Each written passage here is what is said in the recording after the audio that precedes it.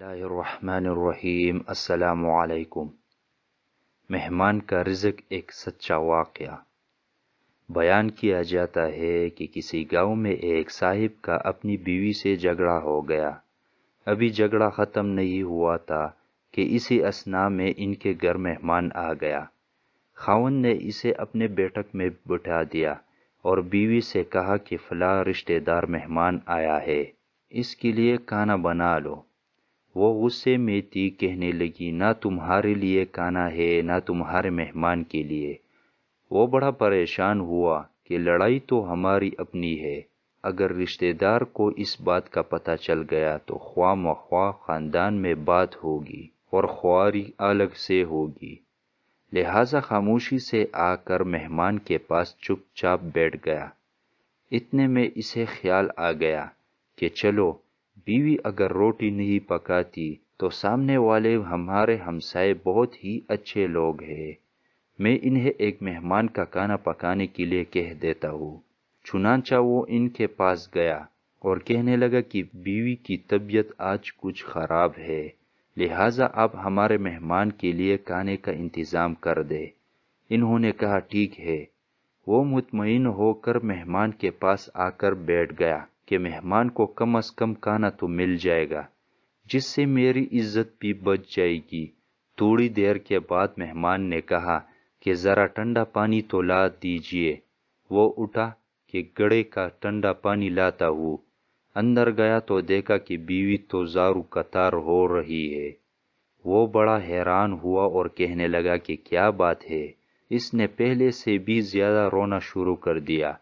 کہنے لگی بس مجھے معاف کر دے۔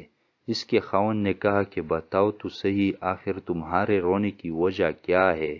تم ایسے کیوں رو رہی ہو؟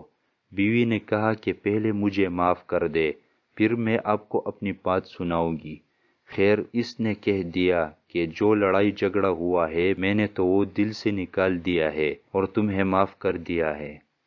پھر وہ کہنے لگی کہ جب آپ نے آ کر مہمان کے بارے میں بتایا اور میں نے کہہ دیا کہ نہ تمہارے لیے کچھ پکے گا اور نہ ہی تمہاری مہمان کے لیے کچھ پکے گا، تو آپ چلے گئے، مگر میں نے دل میں سوچا کہ لڑائی تو میری اور آپ کی ہے اور یہ مہمان رشتہ دار ہے، ہمیں اس کے سامنے اپنے جھگڑے کی پول نہیں کھولنا چاہیے۔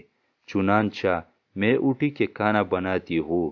جب میں باورچی خانے میں گئی تو میں نے دیکھا کہ جس بوری میں ہمارا آٹا پڑا ہوتا ہے، ایک سفید لباس شخص اس بوری میں سے آٹا نکال رہا ہے۔ میں یہ منظر دیکھ کر سہم سی گئی۔ وہ مجھے کہنے لگے کہ اے خاتون، پریشان نہ ہو، یہ تمہارے مہمان کا حصہ تھا جو تمہارے آٹے میں شامل تھا۔ اب چونکہ یہ ہمسائے کے گھر میں پکنا ہے، اس لیے وہی آٹا لینے کے لیے میں یہاں آیا ہوں۔ اس واقعے سے ثابت ہوتا ہے کہ مہمان بعد میں آتا ہے، جبکہ اللہ تعالیٰ اس کا رزق پہلے بیچ دیتا ہے۔ یہ واقعہ کتاب خطبات فقیر سے ماخوذ کیا گیا۔